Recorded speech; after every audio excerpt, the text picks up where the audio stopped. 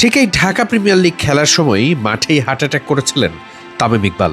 থমকে গিয়েছিল পুরো দেশ। বলেছে যে অক্সিজেন ওটা খোলার পর তখন সে আরও অসুস্থ ফিল করতেছে বেশি। তখন বুকে কয়েকজন ডাক্তার ছিল, চাপ দিতেছে, চাপ দেওয়ার পর আরও বেশি হইতেছে। তামিম ভাইকে যখন নিয়ে আসলো, নিয়ে আসার পরে আপনার ওই দু তিনজন বুকে চাপ দিচ্ছে। এরপর তামিম সুস্থ হয়েছেন। কত কিছু ঘটে গেছে। সেই তামিম এখন বিসিবি সভাপতির চেয়ারে।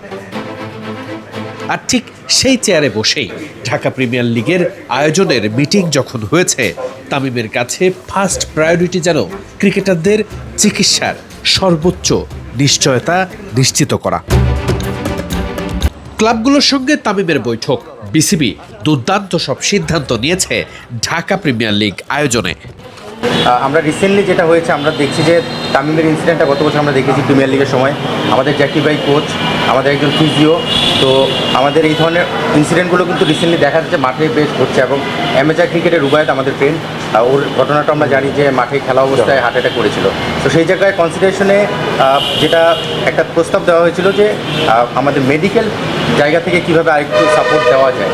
তো আমাদের প্রেসিডেন্ট আমাদেরকে কনফার্ম করেছেন যে মেডিকেলের যেটা ব্যাপার সেটা হচ্ছে অ্যাম্বুলেন্স, যেটা আইসিইউ সাপোর্ট থাকবে, এই ধরনের একটা অ্যাম্বুলেন্স দেওয়ার চেষ্টা করবেন যদি অ্যাভেলেবেল সেই ফ্যাসিলিটিসটা ইনশিওর করতে পারেন। যদি সেটা নাও হয়, কীভাবে ম্যাক্সিমাম বেনিফিটটা বা আমাদের ওই মেডিকেল পয়েন্ট অফ ভিউ থেকে দেওয়া যায় সেটার চেষ্টা করবেন। এটা একটা কয়েকজন উনি করেছেন। ডক্টর ইস্যু প্রত্যেকটা মাঠেই যাতে আমরা হায়ার স্পেশালিটিসের মধ্যে ডক্টরদেরকে পাই, ফিজিও বা ইকুইপমেন্টস যত কিছু আছে সব কিছু তারা 100% আমাদেরকে দেওয়ার চেষ্টা করবে এবার সিসিডিএম। তারপরে আমাদের আরেকটা সমস্যা ছিল, যেটা ফুড সমস্যা। সবসময় আমরা বিকেএসপি বা দূরে যেখানেই খেলি আমাদের খাওয়ার খুব কষ্ট হয়, যেহেতু আমাদের লিস্টের ম্যাচ এগুলি, আমাদের এখানে ন্যাশনাল টিমের প্লেয়াররা সবসময় খেলে। তো এবার থেকে বিসিবি সেই ফুডটাও আমাদেরকে প্রোভাইড করবে।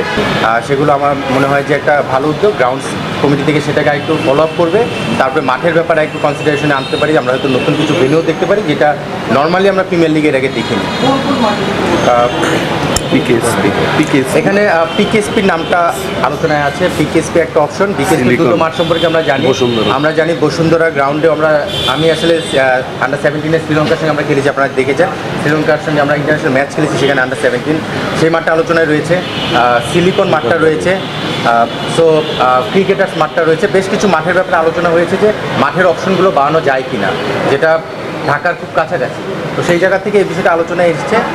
সো গ্রাউন্ডস থেকে সেই বিষয়গুলোকে একটু তারা মনিটর করবেন যে আসলে প্রিমিয়ার লিগের জন্য কতটুকু রেডি স্টেজে রয়েছে। তারপরে ফার্দার এই বিষয়গুলো ওনারা আমাদেরকে জানাবেন।